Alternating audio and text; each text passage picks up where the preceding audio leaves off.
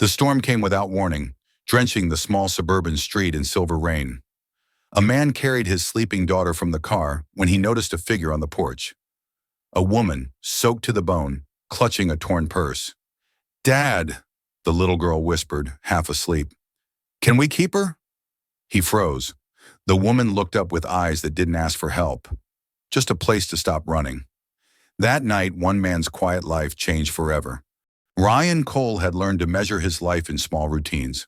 Wake at 6, make Emma's breakfast, drop her at school by 8, work at the garage until 5, pick her up, dinner, homework, bedtime stories, repeat. At 38, he'd perfected the mechanics of single fatherhood, the careful choreography that kept everything functioning even when his heart felt like it had stopped 3 years ago when Sarah died. The house was small but tidy, everything in its place because disorder meant chaos, and chaos meant thinking too much about the empty bedroom at the end of the hall, the closet full of clothes he couldn't bring himself to donate, the half-finished projects Sarah had started that Ryan kept meaning to complete, but never quite found the courage to touch.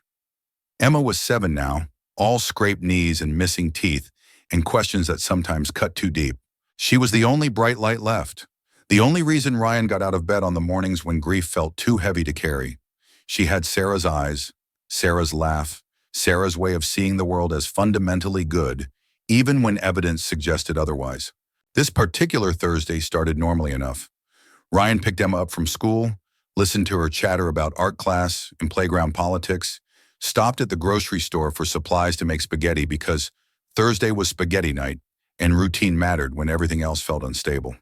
The storm arrived while they were driving home, rain suddenly pouring in sheets that turned the windshield into a waterfall, despite the wipers working frantically. Ryan pulled into their driveway carefully, turned off the engine, and looked back to find Emma had fallen asleep in her booster seat, head tilted at an uncomfortable angle that would definitely cause neck pain later. He grabbed the umbrella, circled to her door, and lifted her carefully. 7 years old, but still small enough to carry, still light enough that Ryan could pretend she'd stay this size forever. Safe in his arms where nothing could hurt her.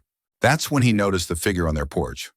A woman sat huddled against the door, soaked completely through, dark hair plastered to her face, arms wrapped around a torn purse as if it contained everything that mattered. She looked up when Ryan's footsteps sounded on the walkway, and her expression held something that made Ryan's protective instincts war with his basic human compassion, fear, exhaustion, and a resignation that suggested she'd stopped expecting kindness from the world. "Dad." Emma stirred in his arms, blinking awake. "There's a lady." "I see her, honey. Just stay close to me, okay?" Ryan approached cautiously, keys in one hand, Emma in the other. "Can I help you? Are you hurt? Do you need me to call someone?" The woman shook her head, not defensive but defeated. "I'm sorry. I didn't know where else to go. I saw your light and I'm sorry, I'll leave." She started to stand, movements slow and stiff as if she'd been sitting there for hours, and Emma said the words that would change everything. "Can we keep her?" The innocent question, delivered in a 7-year-old's earnest voice, made the woman's face crumble slightly. Not quite crying, but close, a sound caught between laughter and grief. Ryan found himself making a decision before his brain caught up with his heart. "You're soaked. Come inside. Just for tonight, just to dry off." I'm not promising anything, but you can't stay out here in this weather." The woman hesitated, clearly weighing options, then nodded once. "Thank you, just tonight." Ryan unlocked the door, guided Emma inside, and stood back to let the stranger enter their small, tidy, carefully maintained world. Thunder rolled overhead, rain hammering the roof, and he had the distinct feeling that their quiet life was about to become considerably more complicated. The woman stood dripping in the entryway, looking lost and out of place. Ryan grabbed towels from the linen closet, started a kettle for tea because that's what Sarah always did when someone needed comfort, and tried to figure out what exactly he'd just invited into his home. Emma, ever curious and spectacularly unburdened by adult caution, approached the stranger. "What's your name?" "Lila," the woman said softly, wrapping the towel around her shoulders. "I'm Emma. That's my dad, Ryan. Are you running away from something? Emma, Ryan said sharply, then softened. Sorry, that's a personal question. It's okay. Lila knelt to Emma's level, managing a small smile. Yeah, I guess I am. Running away from something. Trying to run towards something better, maybe. Ryan made tea, found clothes that might fit. Sarah's clothes, which felt like a betrayal but also somehow appropriate, and set Lila up in the guest room that hadn't been used since Sarah's parents visited 2 years ago. The house suddenly felt fuller, alive in a way it hadn't been since Sarah died, and Ryan wasn't sure if that feeling was comforting or terrifying. Morning arrived with unexpected sunlight, the storm having passed overnight. Ryan woke to unfamiliar sounds, someone moving in the kitchen, the smell of coffee brewing, soft humming that definitely wasn't Emma. He found Lila at the stove, still wearing Sarah's clothes, trying to make breakfast with the uncertain movements of someone unfamiliar with the kitchen but determined to contribute. Pancakes were piled on a plate, slightly burned but edible, and she turned when Ryan entered, expression immediately apologetic. I'm sorry, I didn't mean to I wanted to help, to say thank you. I can leave right after breakfast, I promise. Ryan poured himself coffee, studying her in morning light. She was maybe 30, with tired eyes and the kind of careful posture that suggested she was used to making herself small. You don't have to leave immediately, but I do need to understand what's going on, who you're running from, whether my daughter is safe with you here. Lila sat at the kitchen table, hands wrapped around her own coffee mug. My ex-fiancé, Mark. We were together for 3 years, and I thought he loved me, but it wasn't love. It was control. Where I went, who I talked to, what I wore, what I thought. He'd monitor my phone, my email, my location. If I was 10 minutes late coming home, there'd be consequences. Did he hurt you? Ryan asked quietly. Not physically, not where anyone could see, but emotionally, mentally. Yeah. And it took me 3 years to realize I was drowning. She met Ryan's eyes. 2 nights ago, I waited until he went to work, packed what I could carry and ran. I've been moving around, sleeping in my car when I had gas money, hiding when I didn't. Last night, my car died 3 blocks from here. I saw your light and just collapsed on your porch. I'm sorry. You didn't ask for this. Emma appeared in the doorway, rubbing sleep from her eyes. Are you staying? Emma, we talked about this. Ryan started. Just asking, Emma interrupted with 7-year-old logic. Because if she's staying, she should know where the good cereal is hidden. Lila laughed, the sound surprised and genuine. Where's the good cereal hidden? Top shelf behind the oatmeal. Dad thinks I don't know, but I climb. Over breakfast, the conversation became easier, more natural. Lila asked Emma about school, listened with genuine interest to stories about best friends and classroom drama. Emma asked questions adults would have been too polite to voice. Do you have kids? Do you miss home? Why did you pick our house? And Lila answered honestly, treating a 7-year-old like someone worthy of truth. Ryan found himself relaxing despite his better judgment, watching Lila interact with his daughter, seeing Emma smile in a way that reminded him painfully of Sarah.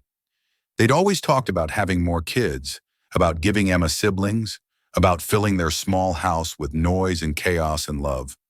After breakfast, Lila insisted on helping clean up. Then she noticed Emma struggling with origami instructions for a school project and offered to teach her properly. They spent the afternoon folding paper cranes. Lila's hands moving with practiced precision, while Emma's attempts came out lopsided but enthusiastic.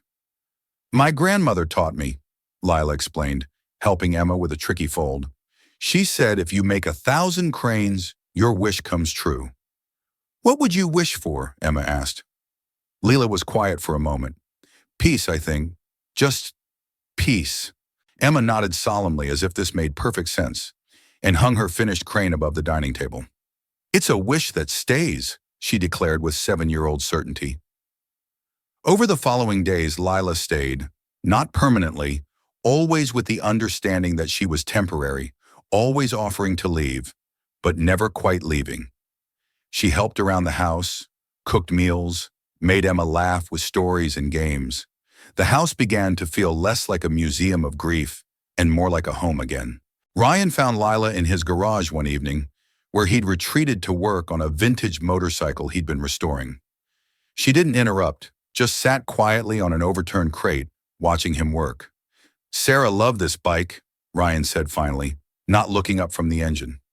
"We were going to take a trip on it someday, coast to coast, just the two of us. Emma would stay with Sarah's parents, and we'd be free for a few weeks." "You can still take that trip," Lila offered gently. "Not without her." Ryan set down his wrench, staring at his wedding ring. "I still talk to her sometimes, when Emma's asleep. Is that crazy?" "No, it means you still love Wright, just differently." Something shifted in that moment, a recognition passing between two people who'd both lost something essential and were trying to figure out how to keep living anyway. Lila had lost her freedom, her sense of self, 3 years of her life to someone who'd twisted love into control. Ryan had lost his wife, his future, the life they'd been building together. "Thank you," Ryan said quietly, "for being here, for making Emma smile again, for making this house feel less empty." "Thank you for letting us keep you," Lila replied, smiling at the reference to Emma's first question. That night, Ryan lay in bed listening to the sounds of his house, Emma's soft breathing from her room, Lila moving quietly in the guest room, the old pipes settling. For the first time in 3 years, the silence didn't feel oppressive. It felt almost peaceful. He thought about Sarah, about what she would say about this strange woman who'd appeared on their porch. Sarah had always believed in helping people, in opening their home and their hearts. She would have liked Lila, Ryan thought, would have appreciated her quiet strength, her kindness toward Emma. Tomorrow he'd figure out the practical things. Lila needed documentation, a job, a plan beyond hiding in his guest room. But tonight, he let himself enjoy the unfamiliar feeling of his house being full again. 3 weeks passed in comfortable routine. Lila found part-time work at a coffee shop, started contributing to household expenses despite Ryan's protests. Emma grew increasingly attached, asking when Lila would be home, saving drawings to show her, including her in bedtime story rituals. Ryan tried not to think too hard about what it meant that his daughter was bonding with another woman. Tried not to feel guilty that he looked forward to Lila's presence at the dinner table. Then Mark found her. Ryan was working in his garage one afternoon, replacing a transmission on a customer's Honda, when a BMW pulled into his driveway. The man who emerged was everything Ryan expected. Expensive suit, artificially white smile, the kind of confidence that came from never being told no. "I'm looking for Lila Monroe," he said without preamble. "I have reason to believe she's been staying here." Ryan straightened slowly, wiping grease from his hands. "And you are?" "Mark Sutton, Lila's fiancé. She's been missing for several weeks. I've been very worried." "Funny, she didn't mention being engaged." "She has issues," Mark said smoothly, his smile never wavering. "Mental health concerns. Sometimes she gets confused, runs off without thinking clearly. I'm just trying to help her come home where she belongs." Ryan felt anger rising, recognizing the manipulation in every practiced word. "I think you should leave. I think you should stop harboring my fiancé. That's actually illegal, you know. Custodial interference. She's not a child and you're not her guardian." Lila appeared from the house, her face pale but expression determined. Emma stood behind her, clearly sensing the tension, even if she didn't understand it. "Mark," Lila said, voice steady despite Ryan seeing her hands shake. "How did you find me? Mutual friends? Social media? You're not as invisible as you think, Lila. Now come on, let's go home. We can talk about this. I forgive you for running off." "I wasn't yours to keep," Lila said, the words coming out stronger than Ryan expected. "I'm not coming back." Mark's smile finally cracked, something darker showing through. "You think you can just leave? After everything I've given you? After everything I've invested in you?" "Invested?" Lila's voice rose. "I'm not a portfolio, Mark. I'm a person, and I don't belong to you. You'll never make it without me. You're nothing without me. Where will you live? How will you support yourself? You think this grease monkey is going to take care of you?" Mark gestured dismissively at Ryan. Ryan stepped forward, positioning himself between Mark and Lila. "I think you need to leave my property, now." They stared at each other, tension crackling, until Mark finally backed down with a thin smile. This isn't over, Lila. You can't hide forever. And when you come crawling back, because you will, don't expect me to be as forgiving. He drove away, tires kicking up gravel. Emma ran to Lila, wrapping small arms around her waist. Lila held her tight, and Ryan saw tears streaming down her face. That night, after Emma was asleep, Ryan and Lila sat at the kitchen table with tea. Neither of them drank. It's dangerous for you to stay, Ryan said finally. Mark knows where you are now. He could come back with police, claim you stole something, fabricate some legal reason to force you back. And Emma's already so attached to you. If something happens, if you have to disappear suddenly. I know, Lila interrupted quietly. I should go, somewhere safe. Maybe a shelter, maybe another city. I won't let my problems become yours. That's not what I'm saying. Yes, it is. Lila met his eyes. And you're right. You have Emma to protect. I'm not worth the risk. You are worth it, Ryan said fiercely. That's not the question. The question is whether I can protect both of you if Mark escalates. If he comes back with lawyers or cops, or just shows up when I'm at work and you're here with Emma. Lila nodded, wiping tears. I'll leave tomorrow. I'll find somewhere else. I'm sorry for bringing this to your door. Don't apologize for needing help. Apologize for making me care about you and then leaving. The words hung between them, honest and raw. Lila looked at Ryan, really looked at him, and something passed between them that went beyond gratitude or friendship. I care about you too, she whispered, about both of you. But that's why I have to go. The next morning, Lila packed her few belongings quietly. Emma woke to find her preparing to leave and started crying. Huge, gulping sobs that broke Ryan's heart. You promised we'd keep her, Emma said accusingly to Ryan. You said she could stay. Baby, it's more complicated. No, it's not. Emma's voice rose to a pitch that meant serious tantrum incoming. She's part of our family now. You can't just send her away. Lila knelt in front of Emma, taking her small hands. Your dad's trying to keep you safe. That's his job. Keeping you safe always comes first. But I promise, if your dad lets me, I'll come back, okay? When? I don't know. But I'll never forget you, Emma. You saved me that first night. You asked if you could keep me, and that made me feel like I was worth keeping. Emma threw her arms around Lila's neck, and Ryan had to turn away, overwhelmed by emotions he wasn't ready to examine. Rain started falling again as Lila walked to the bus stop, the same silver rain that had been falling the night she'd appeared on their porch. Ryan stood at the door, torn between caution and the memory of warmth her presence had brought, between protecting Emma from potential heartbreak and denying her the chance to be part of something healing. He watched until Lila disappeared around the corner, then closed the door on a house that suddenly felt too empty again. Emma went to her room and wouldn't come out for dinner. Ryan sat alone at the kitchen table, staring at the paper cranes hanging above him, and wondered if he'd just made the biggest mistake of his life. The house was quiet again. Too quiet. And Ryan realized that the silence he'd grown accustomed to, the careful routine he'd built, it wasn't living, it was just surviving. Sarah would have let Lila stay. Sarah would have fought for her, found a way to make it work, refused to let fear dictate her choices. Ryan picked up his phone, stared at it for a long time, then set it down again, paralyzed by indecision. Days passed like treading water. Ryan went through the motions, work, pick up Emma, dinner, homework, but everything felt hollow. Emma barely spoke to him, her usual chatter replaced with sullen silence that hurt worse than any tantrum. The house felt wrong without Lila. The smell of coffee in the morning, the sound of her humming while doing dishes, the way she'd leave books on the couch with bookmarks made from folded napkins, all of it gone, leaving empty spaces that Ryan couldn't fill no matter how hard he tried. Emma's paper cranes hung above the dining table, slowly accumulating dust. One evening, Ryan found Emma crying in her room, clutching a torn crane that had fallen. It's broken now, she sobbed, just like everything else. Ryan sat on her bed, pulling her into his lap the way he used to when she was smaller. Then we'll make another one. But it won't be the same. No, Ryan agreed quietly. It won't. But sometimes broken things can be fixed, even if they're not exactly the same as before. They went to the kitchen together and started folding new cranes. Ryan's attempts were clumsy. He'd never paid attention when Lila taught Emma the technique. But Emma guided his hands patiently, showing him the folds.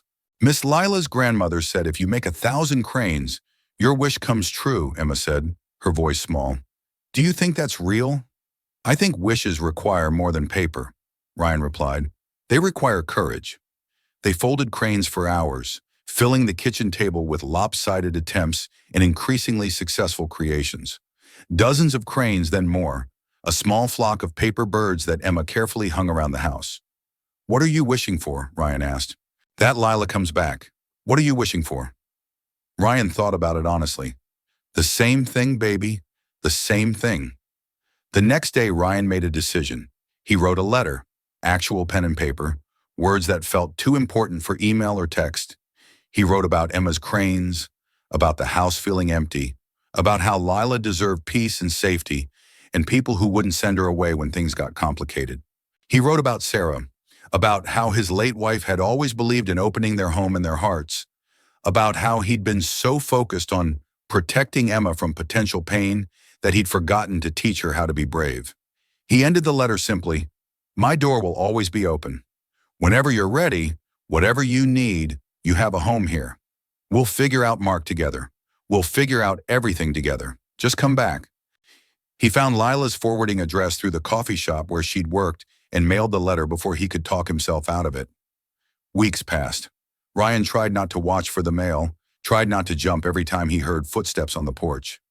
Emma kept folding cranes, adding them to the growing collection, her small hands creating paper wishes with determined precision. Then one rainy night, of course it was raining, Ryan heard footsteps outside. His heart hammered as he walked to the door, hope and fear tangling together. Lila stood on his porch, soaked again, but this time she was smiling. Her hair was shorter, her expression less haunted, and she held something in her palm. "Your daughter said you'd keep me," she said softly. Ryan looked at what she held, a paper crane, repaired with careful tape, not perfect but whole again. "I've been staying at a shelter," Lila continued, "getting legal help, filing protective orders against Mark, working with a therapist. I needed to do that work before I could come back. Needed to be strong enough that I wasn't just running to you, but choosing you, choosing this." "Did you get my letter?" Ryan asked. "I did. Emma's too. She mailed one separately, covered in stickers, explaining that you were sorry for being dumb, but that sometimes dads make mistakes and we should forgive them." Ryan laughed despite the tears in his eyes. "She's not wrong." Emma appeared behind him, having heard voices. When she saw Lila, she shrieked and ran, launching herself into Lila's arms with enough force to nearly knock her over. "You came back! You came back! I knew the cranes would work!" Lila held her tight, crying and laughing simultaneously. "I came back. If it's still okay, if you'll still have me." Ryan stepped forward, and suddenly the three of them were standing in the rain on the porch, holding each other, and it felt like something important was being rebuilt. Not the life Ryan had lost with Sarah, but something new, something unexpected, something whole. "We'll always have you," Ryan said quietly. "Welcome home."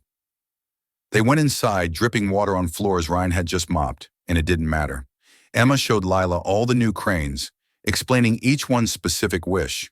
Lila had brought her few belongings in a backpack, everything she owned fitting into something that would have embarrassed her months ago, but now represented freedom. That night, after Emma was finally asleep, Lila and Ryan sat at the kitchen table with tea that they actually drank this time. "Mark tried to find me at the shelter," Lila admitted, "but I have a protective order now, and I'm not afraid of him anymore. I spent weeks learning that his power was only what I gave him. I took it back." "I'm proud of you," Ryan said. "I'm proud of us. Of Emma for being brave enough to ask to keep me. Of you for being brave enough to let me go so I could come back stronger." Ryan reached across the table, taking her hand. "So what happens now?" Lila smiled, looking at the paper cranes swaying gently above them. "Now? We build something real." Months later, life settled into a rhythm that felt less like routine and more like choice. Lila worked full-time at Ryan's garage. Turned out she had a talent for auto body repair, an eye for color matching that made her invaluable for paint jobs. Emma called her Miss Lila with a kind of reverence reserved for favorite teachers and superheroes. The house had changed. Lila's books mingled with Ryan's. Her coffee mug had a permanent spot in the cabinet. Her laughter filled spaces that had been silent too long. It wasn't forgetting Sarah. Her photos still decorated the walls. Her memory still loved. But it was making room for new love alongside old grief.